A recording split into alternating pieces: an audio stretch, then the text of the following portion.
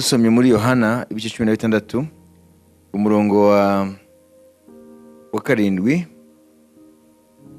cyangwa dore ku murongo wa 5 kugira ngo bibe neza, bigeze ku murongo w'11.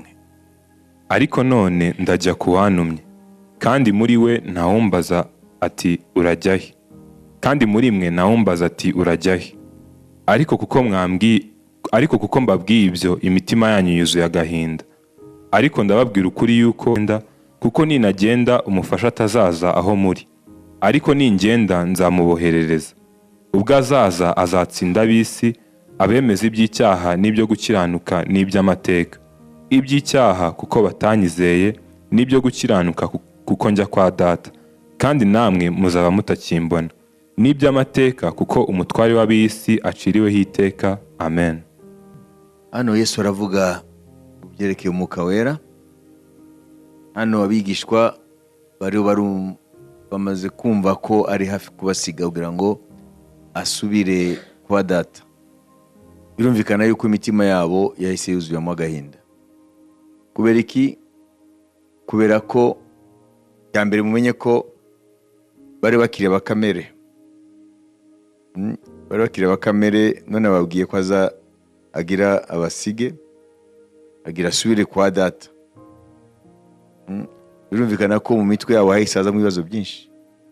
Kandi umenye ko bari basize ibintu byose. Bari basize imiryango yabo, bari basize ubuzima bwabo bwa mbere. Baramukurikira, bamaze imyaka 3 n'igice bamukurikira. None arababwiye ko agira atandukane nabo. Uvuga ngo rero mu mitwe yabo hahise haza ibibazo byinshi, cyane cyane ko bari arababwira iby'umwuka wo bacyara bakamere. Hanyuma arababwira ibyababera byiza. Hano gifaza ngo il vous est avantageux que je m'en aille. Uvuga ngo mufite avantage nyinshi yuko nagenda. Ni paradoxe. Paradoxe ni ibintu biri habanye. Umubyeyi yabwira umwana ngo byakubera byiza ngo nuko dutandukane. Ngo ibyabera byiza nuko ngenda. Nawe mutekereze. Basize byose baramukurikira. None arababwira ngo agatandukane nabo. Kandi ngo nibyo byiza. Uyu munsi ntago dushobora kwibaza ibibazo twebwe ko dufite ibyo batari bafite. Ngo dufite deja ijambo ry'Imana ryuzuye. Bo muri iyo bihe Imana rirandika Bibiliya. Yahita ararangira. Ubutumwa bwiza bwo bitarandikwa n'ibindi bitabo. Hari afite gusesano rya kera. Ntabwo rero byoroshye rero kugira ngo bakire iriya jambo. Ngo ni byiza ko ngenda. Ni byiza ko dutandukana. Nawe ushobora kwibaza icyo bahise bibaza. Azasubira se mu buzima bwa kera? Bizagenda gute? Barashobewe. Azasubira se biri kuroba? Ese quartier bavuyemo amaze imyaka 3 n'igice barayivuyemo, none bazagaruka bavuga iki? Ngo ibyuriya mugabo mwakurikiye byarangiye gute? Urumva ko hari igihe twebwe twisomera ibintu nitufata umwanya wo gutekereza ngo twishire mu mwanya wabo. Hari ibibazo bikomeye cyane. Ngo ni byiza ko ngenda. Abonye ko bafite umubabaro kandi birumvikana. Ariko ati rero ni byiza ko ngenda. Ngo nintagenda umufasha, mu gifaransa ngo le consolateur, ubahumuriza. Umufasha ubahumuriza. Ko deja mufite agahinda, mukene ubahumuriza. Uvuga ngo umufasha naza akaza kuvuga ko ari we mwuka wera. Avuga rero umufasha naza. Amen. Nimara kugenda umufasha nzamuhereza. Je vous l'enverrai. Nzamuhereza. Et quand il sera venu, il convaincra le monde mukurikire neza. Nimara kugenda nzohereza umufasha nk'uko nabanye namwe imyaka 3 n'igice. Uwo mufasha naza, uwo Mwuka Wera, we ntabwo azabana namwe imyaka 100, azabana namwe iteka ryose. Azabana namwe iteka ryose. Nyuma byavugaga yuko avantage yavugaga hano nuko we mu gihe cye mu mubiri wa kimuntu yari limite ahantu hamwe.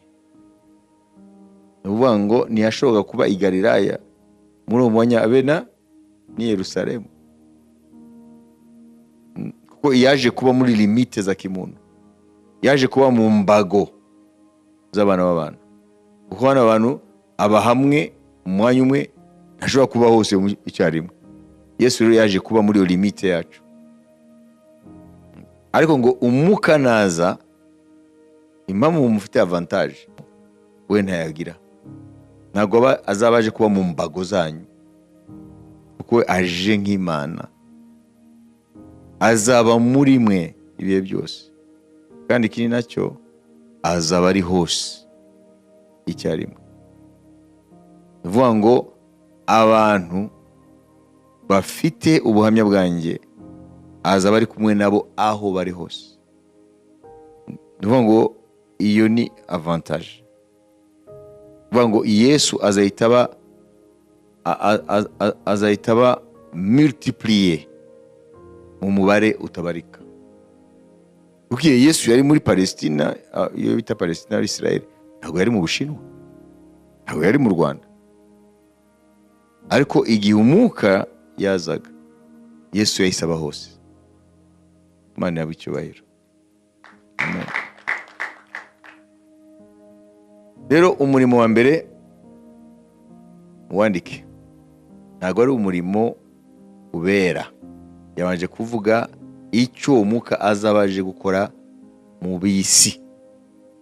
Abisi ngo azemeza abisi iby'icyaha, abemeze ibyo gukiranuka, iby'amateka. Niyo mirimo 3 aje gukora ku bisi. Kandi iyo niyo yatumye dukizwa rega. Uko mbere ko dukizwa natwe twarabi abisi. Bivuga ngo yaratwemeje icyaha, atwemeza ibyo gukiranuka, yuko ukiranuka ni Kristo. Twebwe nta gukiranuka dufite. Dukeneye umukiranutsi ngo aduhe ukiranuka kwe, twemerwe imbere y'Imana. Uzanga rero amateka aramutegereje. Ministeri ya Saint Esprit mu byerekeye isi ihagaze mu mirimo 3. Ya mbere, kwemeza icyaha abisi, kubemeza ibyo gukiranuka, no kubemeza ko hazaba amateka. Ce sont les 3 œuvres de l'esprit dans le monde. Iyo niyo mirimo y'Umwuka Wera 3 akora mu bisi. Na niyo yatumye dukizwa rero natwe. Yaratwemeje iby'icyaha, ko turi abanyabyaha, atwemeza yuko ari umukiranutsi qui a payé pour nous, yishuye imyenda yacu imbere y'Imana ngo tubabarirwe, hanyuma duhage gukiranuka kwe. Cya gatatu, niwumva ubutumwa bwe ntubwizere, igutegereje niki? Urubanza, jugement. Il convaincra le monde en ce qui concerne le péché, la justice et le jugement. Iyo ni ministère ya Saint Esprit mwisi. Nane tuma abantu bakizwa, abandi bagategereza urubanza. Kuko Imana gushira mbere ya choice, mbere y'amahitamo, kwemera ubutumwa bwiza cyangwa kubutera umugongo. Kubwemera bikuviramo agakiza, kubutera umugongo bikuviramo urubanza. Bayubise. Iyo ni ministeri ya Saint Esprit mu bisi. N'uyu mwanya niyo ari arayikora. Ahantu hose avuze ubutumwa, Umwuka Wera nibyo akora. Kwemeza abantu iby'icyaha, ibyo gukiranuka n'amateka. Ntabwo dushobora kujya kuvuga ibyo kuyoborwa n'Umwuka Wera tutabanje kumuvuga we. ufite kumenya ukuyobora uwo ari we. Hanyuma noneho azakora iki mu bamaze kwizera? Azakora iki? N'amagambo akurikira rero 12 geze ku murongo wa 16. Ndacyafite ibyo kubabwira byinshi, ariko ubu ntimubasha kubyihanganira. Uwo mwuka w'ukuri naza azabayobora mu kuri kose, kuko atazavuga ku bwe, ahubwo ibyo azumva nibyo azavuga, kandi azababwira ibyenda kubaho. Uwo azanyubahiriza, kuko azenda ku byanjye akabibabwira. Ibyo Data afite byose ni ibyanjye, nicyo gitumye mvuga nti azenda ku byanjye abibabwire. Asigaye igihe gito ntimumbone, maze hazabaho ikindi gihe gito mumbone. Amen. Noneho mubera umwuka wera azakora uwo murimo. Azabayobora mu kuri kose. Il vous conduira dans toute la vérité. Vango umwuka wera ari we mufasha, ari we uduhumuriza, yitwa l'esprit de vérité. Umwuka w'ukuri. Umwuka w'ukuri. The spirit of truth. L'esprit de vérité. Umwuka w'ukuri.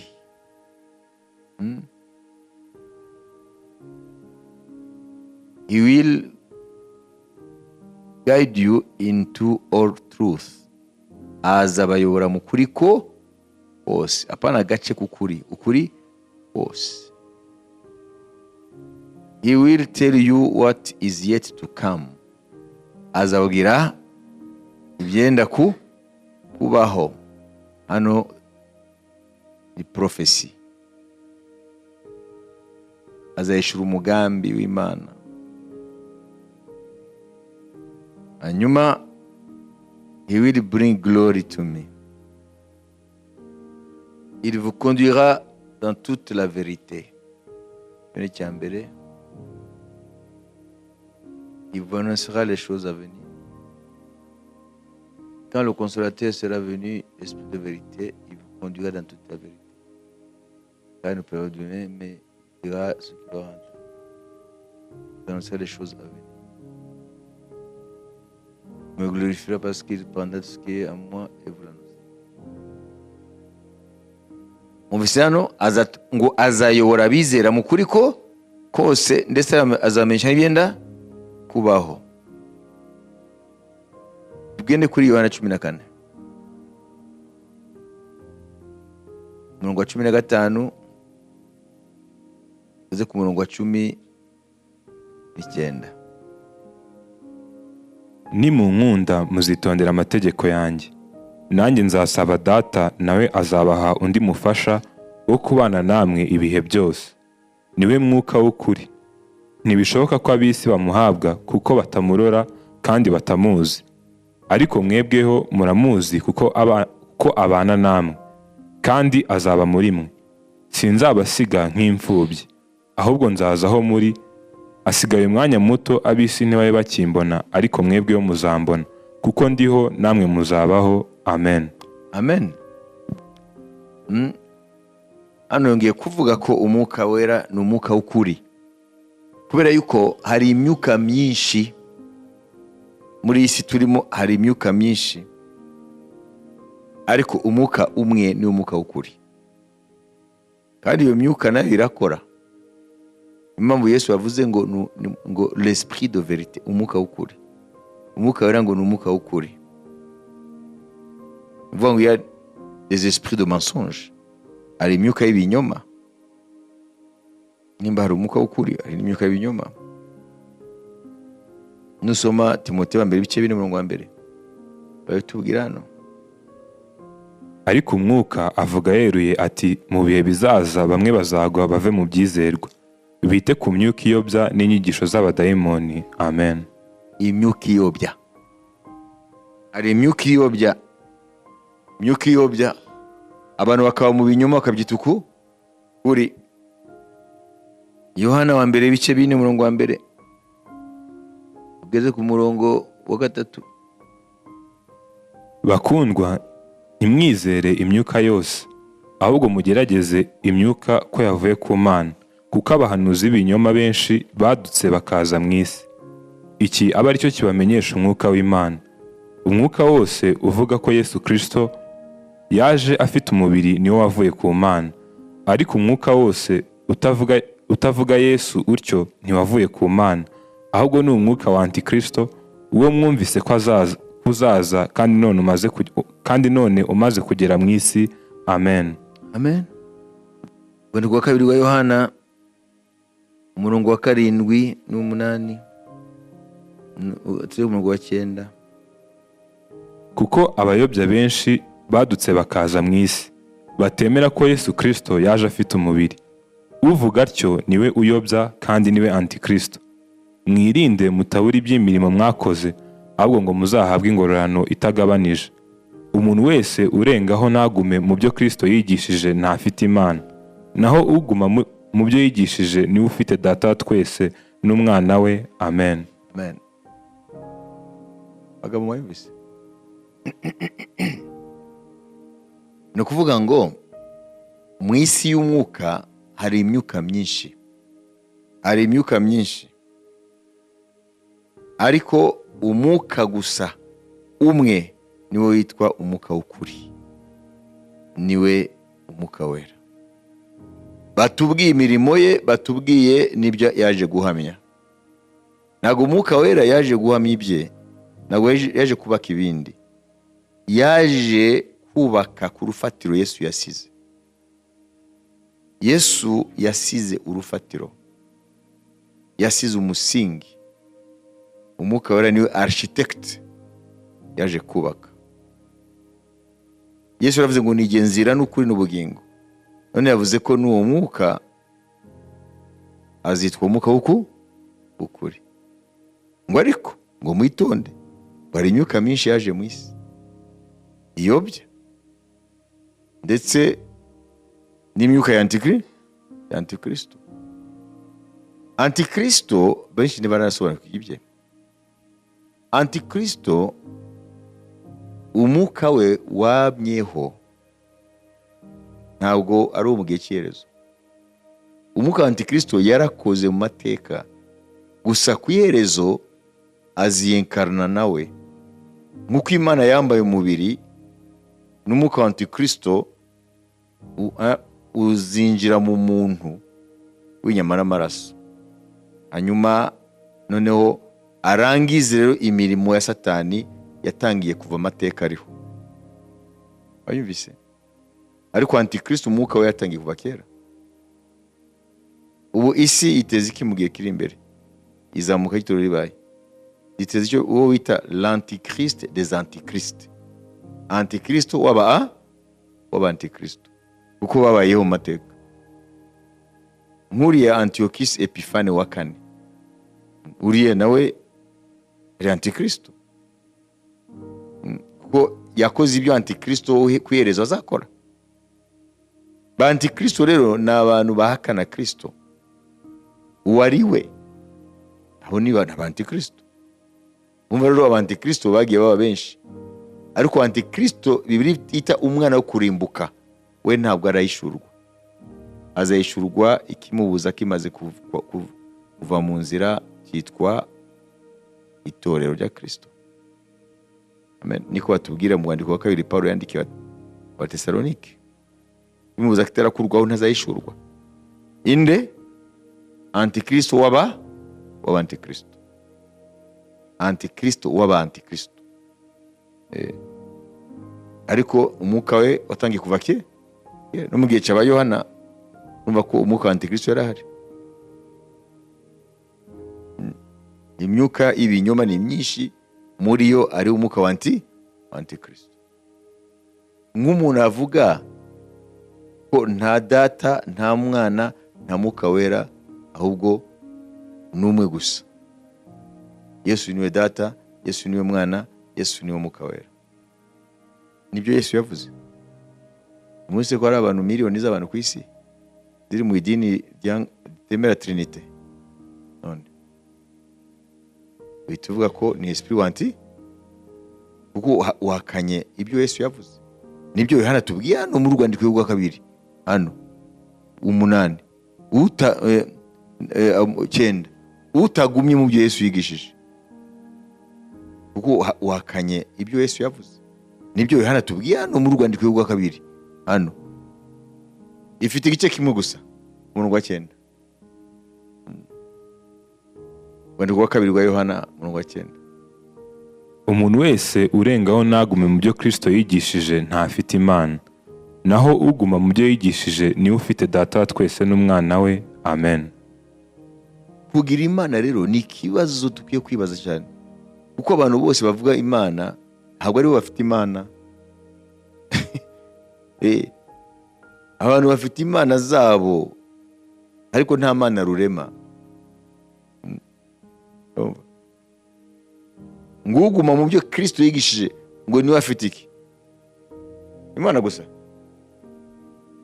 Afite Data ese n'Umwana, none se bubiki? Bivuga ngo nuhakana ibyo Yesu yavuze wowe nta Mana ufite. Ako nuguma mu byo Yesu yavuze ufite Data n'Umwana, none bagatura muri wowe mu Mwuka Wera. Mu jambo rimwe ufite Imana muri butatu. Hari abagenda akavuga ngo reba muri Bibiliya ngo ijambo yitwa Trinite. No, nta jambo yitwa Trinite, ariko Trinite ni ukuvuga butatu. Bagenda mu tuntu nk'utwo. Ntabwo Imana yavuze ngo Trinite, ariko Imana yishuwe mu mateka yayo, yishuwe nk'Imana iri muri butatu. None se Yesu ku musozi yarisengaga? Imana yarisengaga rero ni fariseri, kuko urumva yagiye gukina imikino itariyo. Ariko sibyo, yavuganaga na Data. None se ijwi ryamuhamirije kuri wa musozi Tabor ryari ryo? None se ninde wavuze? Ni Data.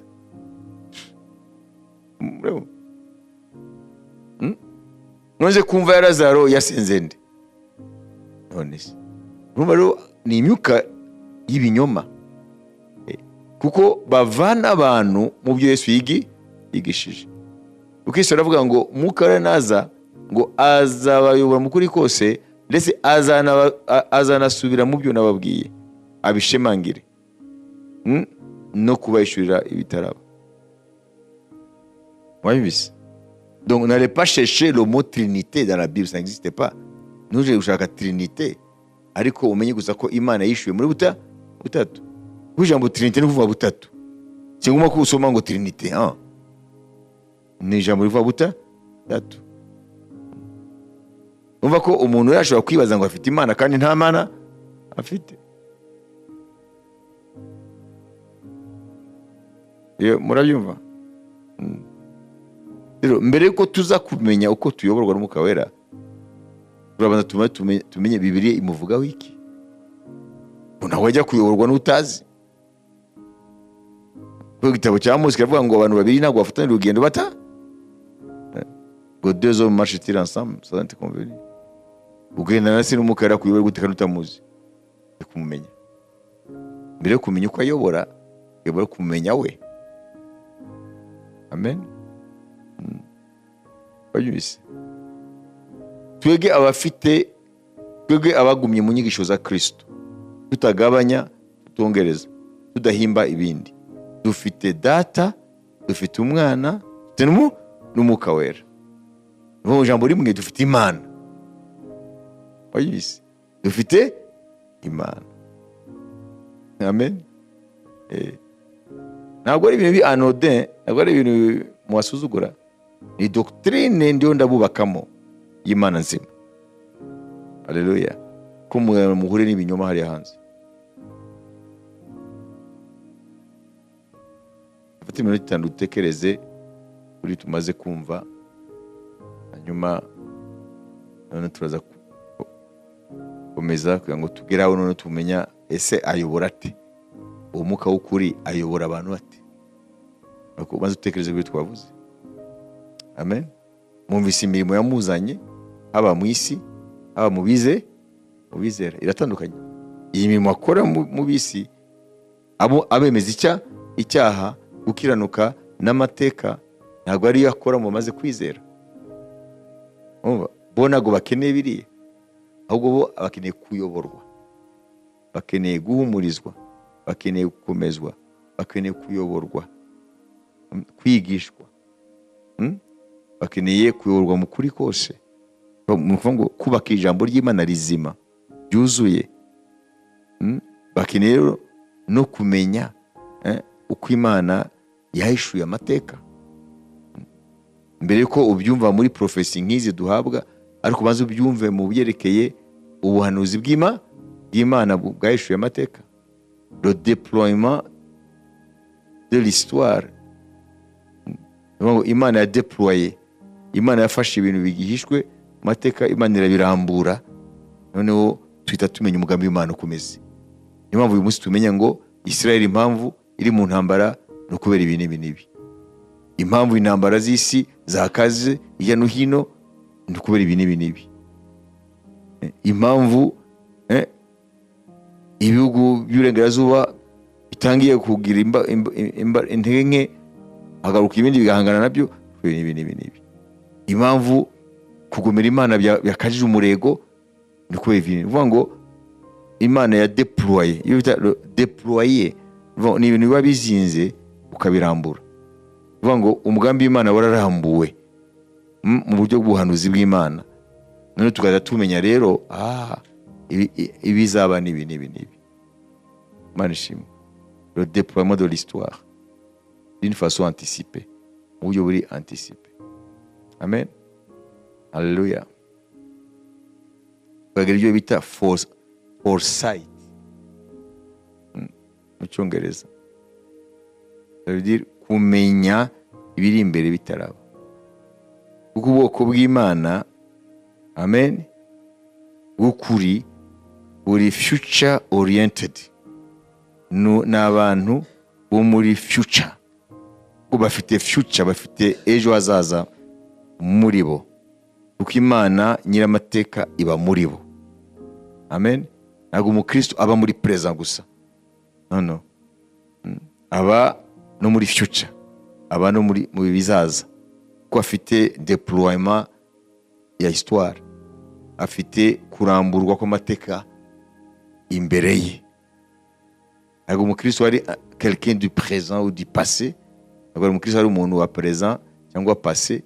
Umukristo ni wa future, kandi nibyo bita mu Cyongereza to be or being future oriented, kugira mindset ifite foresight, ureba ibintu imbere abandi batarabona. Is it clear? Amen. Wowe uri future oriented, ntabwo uri prisonnier present.